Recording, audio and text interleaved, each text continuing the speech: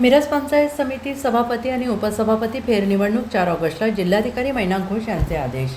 मिरज पंचायत समितीच्या सभापती आणि उपसभापती पदाची फेरनिवडणूक आगामी 4 ऑगस्ट 2026 रोजी पार पडणार आहे। जिल्हाधिकारी मैनाक घोष यांनी या निवडणुकीचा अधिकृत कार्यक्रम जाहीर केलेला आहे। पुणे विभागाच्या अतिरिक्त विभागीय आयुक्त कविता द्विवेदी यांनी यापूर्वी पार पडलेली सभापती निवडणूक बेकायदेशीर ठरवून रद्द केली होती आणि त्यानंतर विभागीय आयुक्तांच्या सूचनेनुसार जिल्हाधिकाऱ्यांनी फेरनिवडणुकीचे हे आदेश जारी केले आहेत।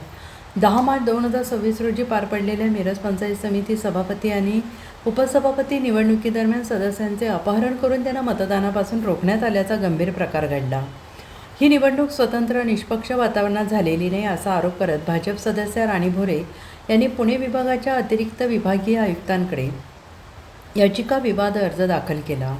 सदस्यांच्या सुनावणीनंतर अतिरिक्त विभागीय आयुक्त कविता द्विवेदी यांनी तत्कालीन सभापती तन्वी कमलेकर यांचे सभापतीपद रद्द करण्याचे आदेश दिले। तसेच या ठिकाणी तात्काळ फेरनिवडणूक घेण्याच्या सूचना जिल्हाधिकारी कार्यालयाला दिल्या होत्या। मिरज पंचायत समितीमध्ये एकूण सदस्यांच्या 22 असून 10 भाजप आणि 10 शिवसेना एकनाथ शिंदे पक्ष, 2 राष्ट्रवादी अजित पवार आणि राष्ट्रवादी शरद पवार पक्षसंख्या 10 असे पक्षबळ आहे। सभापतीपद रद्द झाल्याने आता 4 ऑगस्ट रोजी होणाऱ्या या फेरनिवडणुकीत मोठी चुरस पाहायला मिळणार आहे।